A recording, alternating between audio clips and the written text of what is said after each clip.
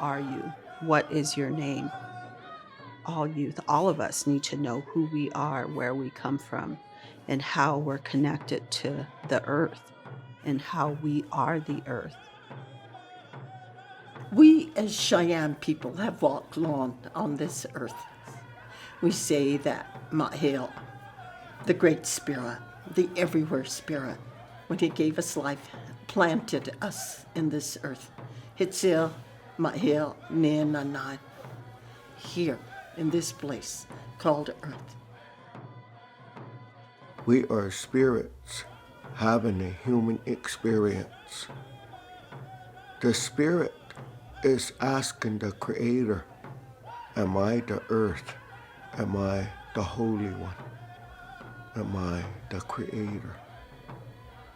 Ho'e naneheva.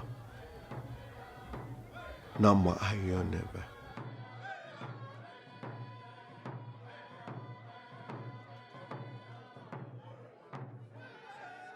I'm happy that my ancestors broke out from Fort Robertson so I could be here and continue their run and to keep remembering them and the hard work they did just so I can be here, continuing to learn my culture, my language, and how sacred our people are and why we're so important to this land.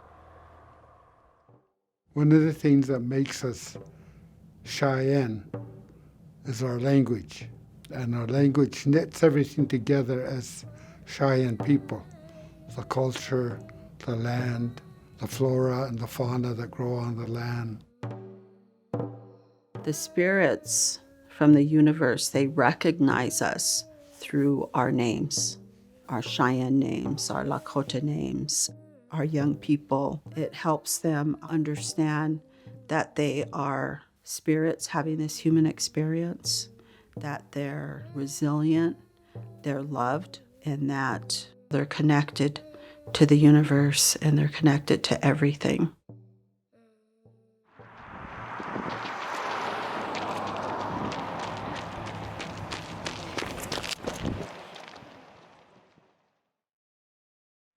Sometime along this run, think about where you guys come from. Think of your Indian name, where it came from, where your families are from.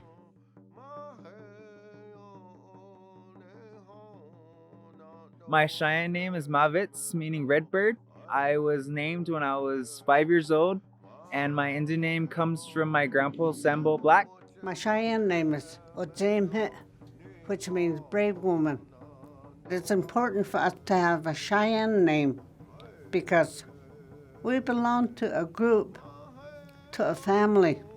My sister's name, Hollinow woman, and we gave that name to one of her great-granddaughters on the run. My Indian name is Wolsta, and it means little white buffalo calf woman. My Indian name is Hatawat, which means buffalo. To me, it feels like it makes me strong, like I'm as strong as a buffalo. We're named after relatives, or maybe whatever happened that day. My Cheyenne name, there's actually a story that comes behind it that takes place here in the Fort Robinson Run. So I'm very proud and honored to carry this name and to carry the meaning that comes with it. It just embodies everything I'm about. I am a free bird. To all the kids that doesn't have an Indian name, they should get one because it feels good. And I'm so grateful for mine.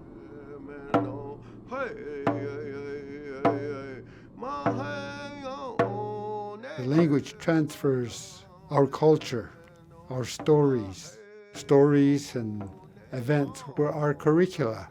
That's how we learn to live life. That's how we learn the essences that make us Cheyenne. I just want to share with you a little bit. My father was a prisoner. So was my grandmother.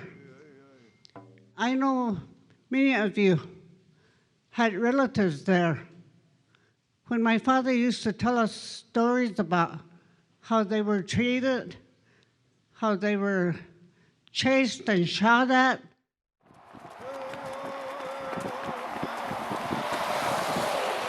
What's going through my head when I'm running is about how my ancestors suffered trying to get us to freedom and how I want to be like them. He used to always tell us, you don't know what fear is. Fear is being chased like an animal. At that time, I didn't understand. It took me like 50 years to understand it. And I know some of you, you'll be able to take some of this stuff home that you heard, the stuff that you learned, what people said, what they shared with you. I want you to think about it and make some good choices in your life.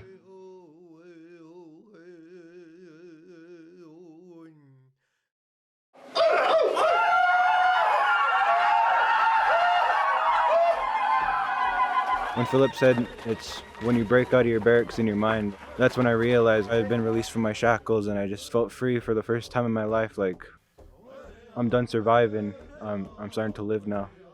For the first time in 16 years, I feel like I could be consistently happy and feel good now. Stop. You're saying to yourself, I can do this. I can keep running. I'm Cheyenne. Stop. And that means I have a strong heart. I really like this run because I'm around positive people and I learned how to move on from my grief. When I lost my mother, I would just stay in the past and I always look back. And when I started coming on this run, I realized my life isn't that bad as our ancestors were. We all have the same struggles on this run, and everybody else around me on this run talked to me and helped me go through it. I like being around people who understand my problems, and I like knowing that I'm not alone. With my people, surrounded by prayer, surrounded by my family. These people are my family. My grandma brought me on this run when I was like 6 months old, and she died in August. She's the one that kept me strong all my life. I feel like she's running with me. I feel like she's watching over me. I feel like she's keeping me warm, keeping me happy, keeping me strong. You are our future. Your ancestors are proud of you. When I see you running by, it just makes my heart swell up, and I am so proud of you. I'm thinking about my ancestors and staying strong for them. Run for the ones that couldn't make it back. While I'm running, I think about making my family proud. When I got to hold the flag, I feel like my ancestors were running with me. They broke out for freedom for us.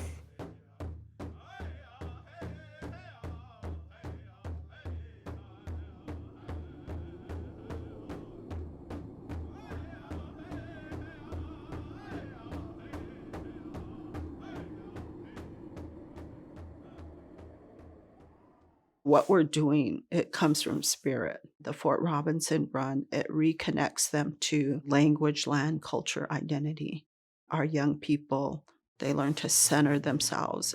They have to learn to come together as a team collectively in unity to make it home. They learn whatever comes their way, they can handle it.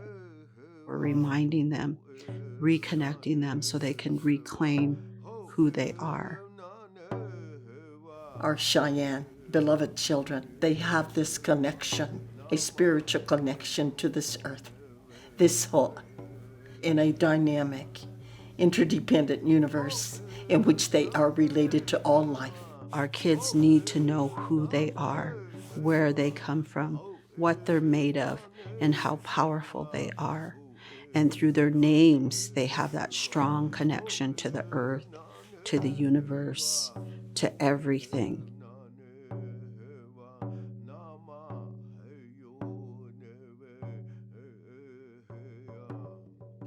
We live for our children. And this run is just one aspect of how we love our children and how significant they are to us culturally. They are our monumental human treasures. They represent the hope and the dreams of the people today. Maaka Daniwasans Hinemia.